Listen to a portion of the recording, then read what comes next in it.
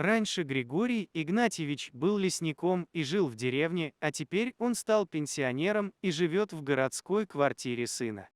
Старому леснику скучно сидеть в четырех стенах, и он почти все время проводит в уютном кресле на большой лоджии, наблюдая за тем, что происходит на улице. Вечерами к нему на лоджию приходит внук Семен, и дед Гриша рассказывает ему разные истории про лес и лесных зверей.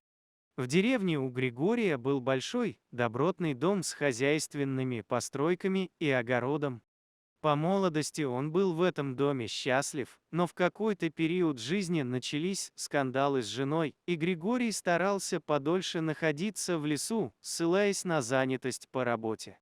Тогда он мог себе это позволить, сыновья подросли и запросто делали всю мужскую работу в деревне. Служебный домик лесника к тому времени превратился в заимку, огороженную крепким заборчиком.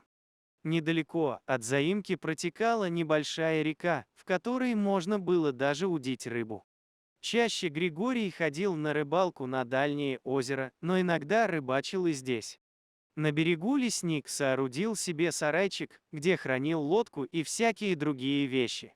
Как-то раз ранней весной Григорий наводил порядок у себя на пирсе, как он называл берег реки рядом с сарайчиком.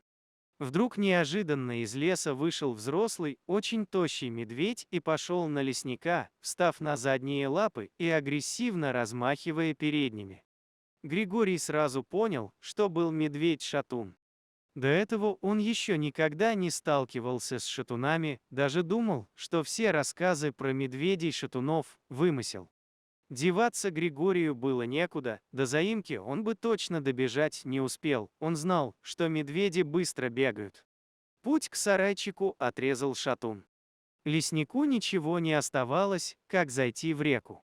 Григорию было известно, что медведи обычно не преследуют свою жертву в воде.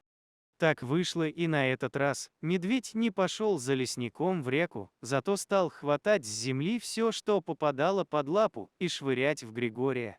В ход пошли камни, булыжники, бревна, Григорий только успевал уворачиваться.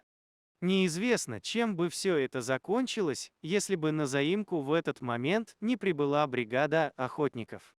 Мужчины выстрелами и криками отогнали медведя от берега, и Мишка скрылся в лесу. Григория из реки вытащили, растерли спиртом, но уже к вечеру лесник себя плохо почувствовал и пришлось его доставить в больницу. Григорий слишком долго простоял в ледяной воде, переохладился и заболел воспалением легких. Целый месяц пришлось потом лечиться, и только к лету Григорий более или менее восстановил свое здоровье.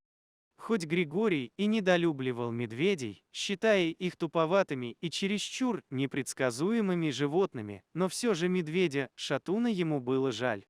Видно было, что Мишка давно уже не спит, а голодал за зиму, чем и объяснялось его неадекватное поведение. Пока Григорий лежал в больнице, он связался со своим начальством и попросил организовать подкормку медведя. Затем лесник нашел контакты заповедника, специализирующегося на реабилитации медведей-шатунов, и договорился, что сотрудники заповедника этого медведя выловят и заберут к себе. Специалисты потом выследили шатуна, усыпили его снотворным и забрали в свой заповедник. Оказалось, что возле берлоги медведя праздновали Новый год люди.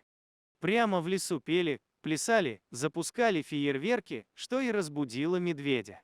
Людям еще очень повезло, что Мишка вылез из берлоги не сразу, а то бы не сдобровать кому-то из них.